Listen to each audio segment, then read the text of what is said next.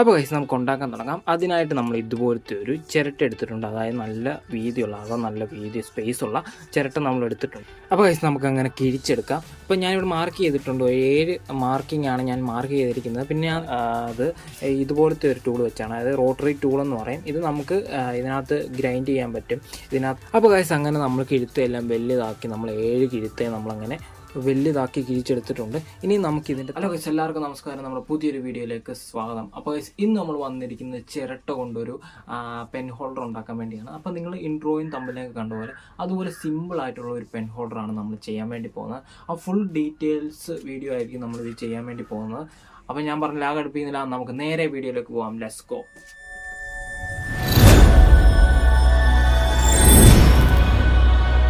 അപ്പോൾ ഗൈസ് നമുക്ക് ഉണ്ടാക്കാൻ തുടങ്ങാം. അതിനായിട്ട് നമ്മൾ ഇതുപോലത്തെ ഒരു ചിരട്ട എടുത്തിട്ടുണ്ട്. അതായത് നല്ല വീതിയുള്ള നല്ല വീതി സ്പേസ് ഉള്ള ചിരട്ട നമ്മൾ എടുത്തിട്ടുണ്ട്. ഇനി നമുക്ക് ചെയ്യേണ്ടതെന്ന് വെച്ച് കഴിഞ്ഞാൽ ഇതിൻ്റെ നാരുകൾ കണ്ടില്ല, അത് നമുക്ക് ഉരച്ച് വൃത്തിയാക്കി എടുക്കണം. അപ്പോൾ നമ്മളിവിടെ 80 റേഞ്ച് നല്ല ഹാർഡ് സാൻഡ് പേപ്പർ എടുത്തതിന് ശേഷം ഇത് നന്നായിട്ടൊന്ന് ഉരച്ച് വൃത്തിയാക്കി എടുക്കാൻ വേണ്ടി പോവാണ്. അപ്പോൾ നന്നായിട്ട് നമുക്ക് ഉരച്ച് വൃത്തിയാക്കി എടുക്കാം.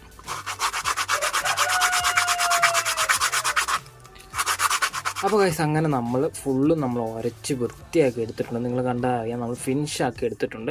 ഇനി നമുക്ക് ചെയ്യേണ്ടതെന്ന് വെച്ച് കഴിഞ്ഞാൽ ഇതിനകത്ത് കിഴുത്തിടുക എന്നുള്ളതാണ്. അതായത് നമ്മുടെ പേന ഇറക്കി വെക്കാനുള്ള കിഴുത്തുകളാണ് നമ്മൾ ഇവിടെ ഇട്ട് കൊടുക്കാൻ വേണ്ടി പോകുന്നത്. അപ്പോൾ നമുക്ക് ഒരു കിഴുത്ത് ഇട്ട് കൊടുക്കുക. അപ്പോൾ അതിനായിട്ട് നമ്മൾ മാർക്ക് ചെയ്തെടുക്കുന്നുണ്ട്. ഫസ്റ്റ് നമ്മൾ നടുക്കാണ് കിഴുത്ത് എടുക്കുന്നത്, അതായത് ഏറ്റവും നടുക്ക് നമ്മൾ ഒരു കിഴുത്ത് ഇട്ട് കൊടുക്കുന്നുണ്ട്.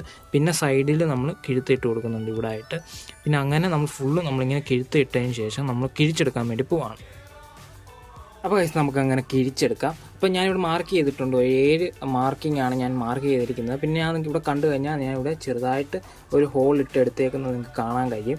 അപ്പോൾ ഇതുപോലെ പിന്നെ നമുക്ക് ഹോൾ ഇട്ടെടുക്കാം. അപ്പോൾ ഞാൻ ഹോൾ ഇട്ടെടുത്ത അത് ഇതുപോലത്തെ ഒരു ടൂൾ വെച്ചാണ്, അതായത് റോട്ടറി ടൂൾ എന്ന് പറയും. ഇത് നമുക്ക് ഇതിനകത്ത് ഗ്രൈൻഡ് ചെയ്യാൻ പറ്റും. ഇതിനകത്ത് നമുക്ക് ചെറുതായിട്ട് ബിറ്റുള്ള ചെറിയ ബ്രിറ്റൊക്കെ ഇതിൻ്റെ കൂടെ കിട്ടും, അത് വെച്ച് കിഴിക്കാൻ പറ്റും. അപ്പോൾ ഇത് വെച്ചാണ് ഞാൻ കിഴിക്കുന്നത്. അപ്പോൾ ഇത് വെച്ച് നമുക്ക് ഒന്ന് കിഴിച്ചെടുക്കാം.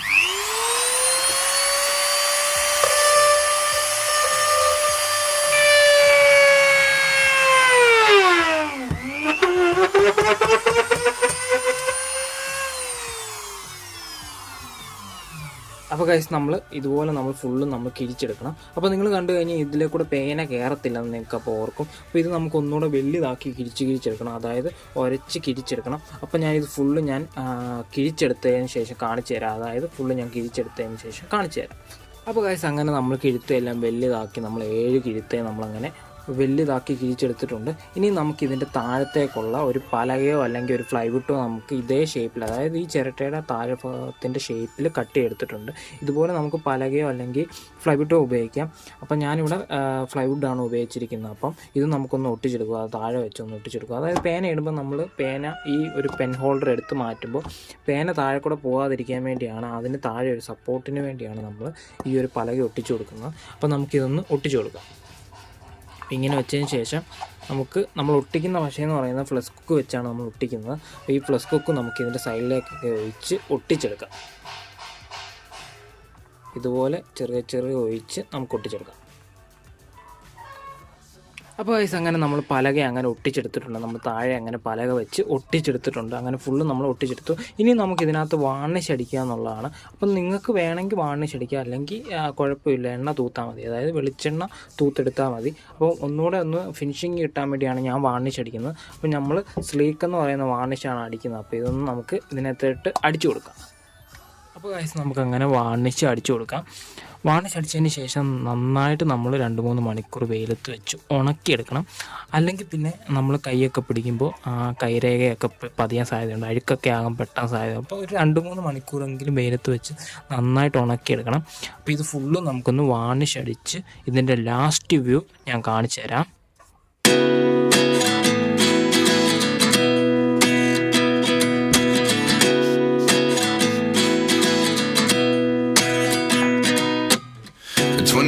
And I find myself wondering what did happen to the last 10.